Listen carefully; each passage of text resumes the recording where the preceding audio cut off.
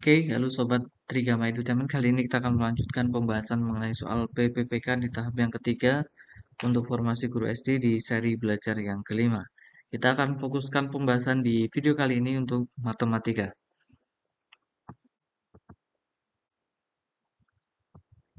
Nomor 1. Nela membeli 2 pensil dan 1 rautan dengan harga 15.000.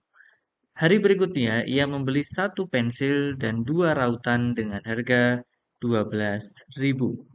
Jika Nela membeli 3 pensil, maka Nela harus membayar seharga. Oke, cara pengerjaan soal ini tentu rekan-rekan mengetahuinya itu adalah dengan sistem persamaan linear dua variabel. Jadi pertama yang kita lakukan adalah kita ibaratkan pensil adalah P, kemudian untuk rautan adalah R ya. Nah, kita akan lihat di sini. 2 pensil berarti 2P ditambah dengan 1 rautan, 1 R sama dengan 15.000. Kemudian, ya, pada hari berikutnya dia membeli 1 pensil, berarti 1P ditambah dengan 2 rautan, 2R sama dengan 12.000. Langkah selanjutnya adalah menyamakan dari variabel yang ingin ditanyakan ya, atau ingin diketahui. Ini berarti kita kalikan 2. Yang bawah kita kalikan 1 saja. Tujuannya untuk menyamakan. Berarti 2P ditambah dengan 2R. Maaf, ini berarti 4P ya. Ini 4P karena tadi eh, kita ganti dulu. Ini 4 ya. 4P karena 2P dikali 2 4P. 1R dikali 2 adalah 2R sama dengan 15.000 kali 2 30.000. Nah, sekali lagi kita harus cermat di sini karena yang ingin ditanyakan adalah mengenai kalau beli 3 pensil kan berarti kita harus cari P-nya. Maka yang kita eliminasi adalah R-nya. Yang berarti yang kita samakan penyebutnya, nilai koefisien depannya adalah R-nya. Kemudian ini kita kalikan 1 berarti 1P ditambah dengan 2R sama dengan 12.000 kali 1 ya tetap 12.000. Setelah itu dikurangi karena kita akan menghilangkan R-nya ya. 2R dikurangi 2R habis. 4P dikurangi 1P adalah 3P. Ya, 3P sama dengan 30.000 dikurangi 12.000 adalah 18.000. Nah, sampai di sini rekan-rekan tidak perlu mencari P sama dengan 18.000 bagi 3. P sama dengan 6.000. Tidak usah. Kenapa demikian? Karena kebetulan ini sudah menjawab pertanyaan dari soal. Karena soal menanyakan berapakah 3 pensil. Nah, berarti jawabannya adalah 18.000. Nomor 2. Dalam praktek olahraga, siswa berlari mengelilingi lapangan sebanyak 4 kali putaran sejauh 1.200 meter. Jika lapangannya berbentuk persegi, berapa luas halaman tersebut? Nah, berarti di sini yang ditanyakan adalah mengenai luasannya. Nah, langkah yang harus rekan-rekan lakukan adalah pertama, kita harus tahu terlebih dahulu karena dia mengelilinginya sebanyak 4 kali, maka kita harus tahu 1 kali putarannya dulu atau 1 kelilingnya, kan begitu ya. Nah, karena 4 kali sama dengan 4X itu saja adalah 1.200 meter. Berarti kalau mencari X-nya sama dengan 1.200 dibagi 4. Berarti X-nya adalah 300 meter. Berarti kelilingnya, 1 kali putaran, ya, 1 kali putaran atau keliling itu adalah 300 meter. Nah, seperti kita ketahui bahwa rumus dari keliling itu adalah 4, karena ini persegi ya, persegi tentu untuk mencari kelilingnya karena semua sisinya sama, berarti 4 sisi ya kan, 4 kali S atau 4S. Berarti kelilingnya adalah 300, 4S, S-nya berarti 300 dibagi dengan 4. Maka S-nya adalah 75 meter, sisinya 75 meter. Barulah kita mencari luasan dari halaman tersebut. Luasnya adalah S kuadrat atau sisi kuadrat. Nah, berarti 75 dikuadratkan. Karena sisinya tadi 75. 75 kuadrat adalah 5.625 meter persegi. Maka jawaban yang tepat adalah 5.625 5 meter persegi, yang C. Nomor 3. Ridho mengelilingi lapangan yang berbentuk persegi sebanyak 8 kali putaran.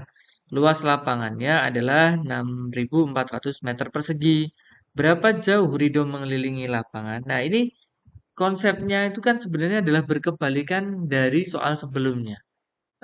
Secara soalnya hampir mirip ya. Kenapa? Karena awalnya tadi dia menanyakan diketahui banyaknya putaran juga. Kemudian setelah itu dia mengetahui jarak dari perputaran itu. Tapi kalau di soal ini dibalik. Yang diketahui luasannya. Yang disuruh mencari adalah kelilingnya, ya, kelilingnya dan dikalikan dengan sebanyak berapa dia mengelilingi lapangan tersebut. Nah, berarti kita berangkat dari luasan yang diketahui. Nah, berangkat dari luasan lapangan yang diketahui. Karena ini adalah lapangan yang berbentuk persegi, konteksnya soal ini tadi, ya, berarti luasnya adalah sisi kuadrat. Berarti luasnya adalah 6.400 S kuadrat. Berarti S-nya adalah akar dari 6.400. Berarti S sama dengan 80. Begitu. Setelah itu kita baru mencari keliling. Kelilingnya berarti kan 4S. 4 dikali 80 berarti 320 meter.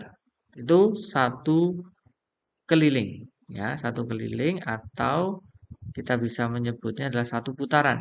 Nah, karena yang ditanyakan adalah jarak ya.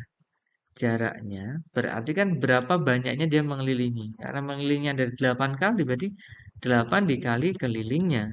Jadi 8 dikali 320. 8 kali 320 adalah 2.560 meter. Berarti jawaban yang tepat adalah yang B. 2.560 meter. Oke ya, rekan-rekan bisa membedakan soal nomor 2 dan 3. Sekilas mirip ya, ya mengenai keliling ya karena di field report yang pertama ataupun yang kedua variasinya cukup banyak. Intinya bisa soal itu berangkat dari keliling, bisa soal itu berangkat dari luas dan sebaliknya ya dikemas dengan banyaknya seseorang itu mengelilingi dari objek tersebut ya, bisa lingkaran, bisa persegi panjang, bisa juga persegi seperti itu. Oke, yang keempat, atau nomor yang keempat. Adi naik sepeda dengan kecepatan 40 km per jam selama 1,5 jam. Karena lelah, ia kemudian berhenti untuk beristirahat selama 30 menit. Setelah itu, ia melanjutkan perjalanan kembali dengan kecepatan yang sama selama 1 jam. Jadi, berapakah jarak total yang ditempuh oleh Adi? Nah, berarti di soal ini yang perlu kita cermati adalah waktu, ya. Jika kita menghitung mengenai kecepatan ataupun mengenai jarak atau waktu ya yang berkaitan dengan konteks soal J, K, dan juga W, jarak, kecepatan, dan waktu. Yang perlu kita antisipasi adalah konteks dari soal cerita itu membicarakan mengenai waktu. Waktu itu ada yang ketika benda tersebut bergerak, ada yang ketika dia harus berhenti sejenak ya seperti itu. Nah, di konteks soal ini yang bisa biasa menjadi jebakan adalah bahwa dalam perjalanannya nanti dia akan ada waktu istirahatnya. Nah, apakah waktu istirahat itu masuk dalam kalkulasi dari ketika kita menghitung kecepatan waktu atau jarak? Nah, itu yang harus dicermati ya. Nah, ketika kita harus mencari waktunya terlebih dahulu, coba kita lihat di sini. Ketika dia pemberangkatan awal dengan kecepatan 40 km per jam tadi, dia selama 1,5 jam. Berarti waktu yang dibutuhkan dengan kecepatan 40 km per jam tadi adalah 1,5 jam. Setelah itu dia beristirahat. Nah, ketika beristirahat ini berarti V ataupun K dalam konteks ini kecepatannya itu adalah 0, kan? Karena berhenti. Maka tidak perlu kita tambahkan waktunya. Yang perlu kita tambahkan adalah setelah ia melaju lagi dengan kecepatan lagi. Setelah itu ia melanjutkan perjalanan kembali dengan kecepatan yang sama. Berarti dengan kecepatan 40 km per jam selama 1 jam. Berarti kita tambahkan 1 jam. Berarti total waktunya adalah 2,5 jam. Barulah kita menghitung apa yang ingin ditanyakan soal. Berapakah jarak total? Berarti yang ditanya adalah jarak. Rumus jarak adalah K dikali dengan W. Kecepatannya adalah 40 km per jam karena dia setelah berhenti maupun sebelum berhenti menggunakan kecepatan yang sama yaitu 40 km per jam. Berarti 40 km per jam dikali dengan waktunya adalah 2,5 jam. 40 dikali 2,5 adalah 100. Berarti jawabannya adalah 100 km yang C. Oke, demikian video pembahasan dari Trigama Edutainment. Semoga bermanfaat. Jangan lupa like, komen, dan subscribe channel ini. Dan ikuti video-video pembelajaran dari kami. Semoga memberikan manfaat dan juga kesiapan untuk rekan-rekan pejuang ASN dimanapun rekan-rekan berada. Dan apabila rekan-rekan yang ingin mengikuti bimbel secara online juga bisa menghubungi Trigama Edutainment, baik itu secara kelas private online maupun yang reguler bersama teman-teman yang lain. Demikian video dari kami. Salam cerdas, salam hebat, Trigama Edutainment. Terima kasih.